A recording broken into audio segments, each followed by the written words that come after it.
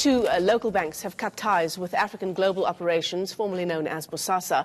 The financial institutions have now formally notified the company of their intentions to close their accounts. The banks are said to be citing reputational risk for their decision. They will terminate the accounts on or before the last day of February. Now, as a result, Bosasa bosses have announced that the company is going into voluntary liquidation. It says over 4,500 people will lose their jobs, along with over 3,000 contractors. The company has appointed a liquidator to wind up its operations. And political analyst Vukani Mde is in studio with us as we continue to unpack the story. Vukani, you know, it's sort of a catch-22 situation when you try to think of this story as an analyst, isn't it? Because on the one hand, we think about the testimony of Angelo Agrizzi and all of the incredible allegations against Bosasa. On the other hand, 4,500 people standing to lose their jobs. Well, one of the main things that this crystallizes, the Bosasa story crystallizes, and I suppose you could say the same thing about the Gupta companies, Oak Bay and that group of companies, is that state capture and corruption has consequences that range far wider than the political ramifications or the financial losses to the country. State capture and corruption has consequences for workers. They have consequences for families.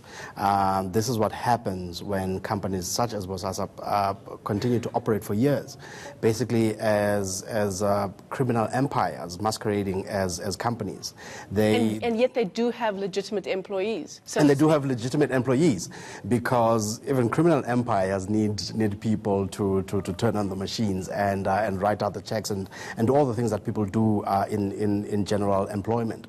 And so ordinary people, ordinary workers who have no involvement in the corruption that their bosses and their company is involved in, end up suffering.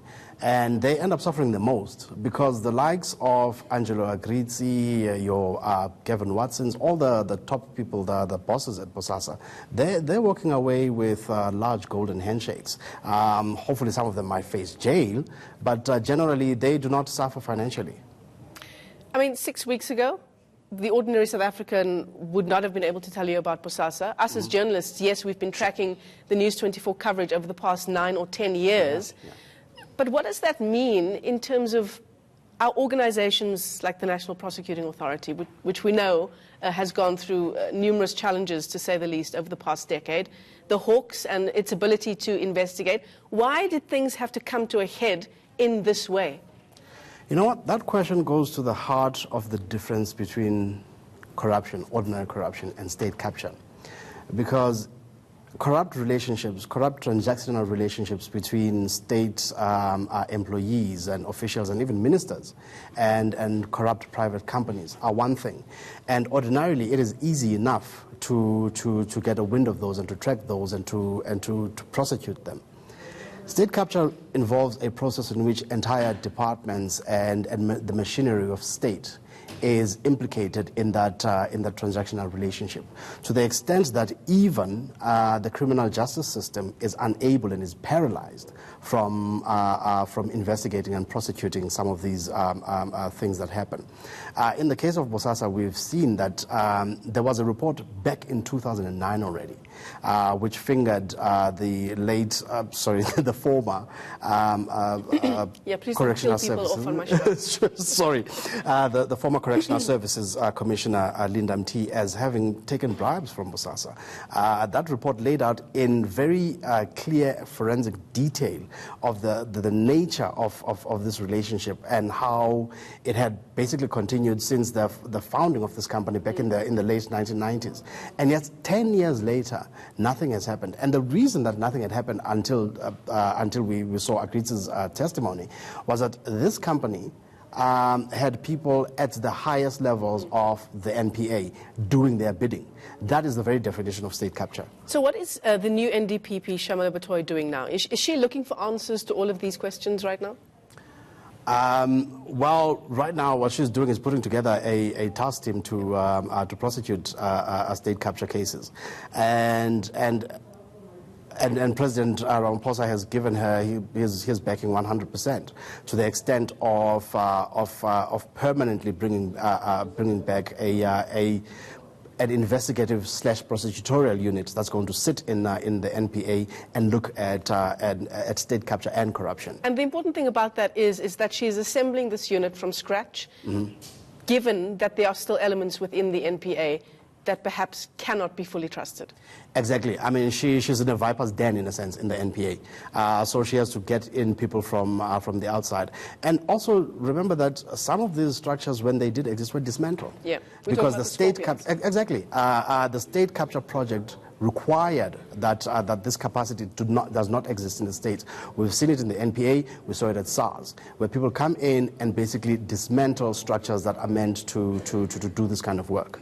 I mean, where do you sit as a political analyst at the moment if you were to give us broad strokes, your analysis of where we are as a country? We look at the Eskom saga, the incredible load shedding we saw last week. We hadn't seen that in over 4 years. Really the chickens of state capture coming home to roost in a very real way, affecting us ordinary South Africans. What's your analysis of how we are going to dig ourselves out of this and begin afresh? Oh, that is such a big and complex question, but I suppose to attempt a simple answer to such a complex question would be to say we are in a profound state of disgrace right now as a nation, as some of the things that have happened over the last 10 years, but also going even further than that, make us hang our heads in shame at how we could have allowed a noble democratic project such as the post-apartheid South Africa to descend into this state. There are offshoots of a revival and renewal. There are signs that we can turn these things around. I think that the best way to analyze it, and perhaps the most hopeful way to analyze it, is that we have reached rock bottom, and the only way is up.